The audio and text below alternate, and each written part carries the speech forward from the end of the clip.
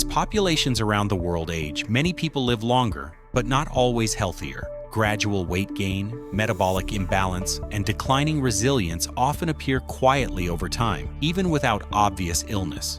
Researchers are increasingly asking whether everyday foods, not medicines, can better support long-term health. In eastern Taiwan, Professor Lee Chun-Lin has spent years studying deep ocean water, an underused natural resource rich in minerals and known for its purity and stability. Instead of asking how people should consume deep ocean water, he asked a different question. What if deep ocean water could improve food during the making process itself? 所以台湾的这个地方的地利之便呢，就是生产海水，我们虽然取的是差不多300到600公尺的生产海水，但是呢，它这些水呢，其实是来自于海底数千公尺的海底，然后经过净化而涌上来的。那所以这个部分呢，是其他国家所不具有的一个地理的特性，所以这也是日本看中台湾在生产海水发展这样子海水的独特性的一个部分。Fermentation has shaped human diets for thousands of years. Professor Lee's research focuses on improving fermentation itself by introducing deep ocean water during the process.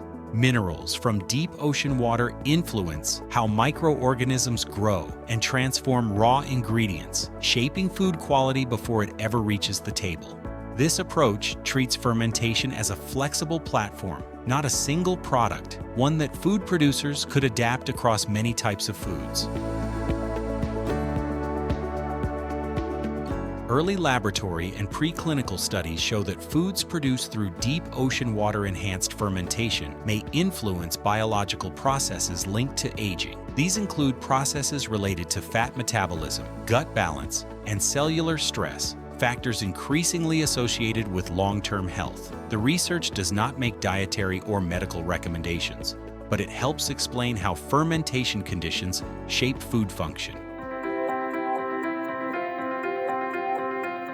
Similar fermentation research is underway in Japan and South Korea, often focused on optimizing specific traditional foods or microbial strains. What makes this Taiwan-based work distinctive is its focus on deep ocean water as a fermentation environment, allowing strategies to be adapted across industries and food systems.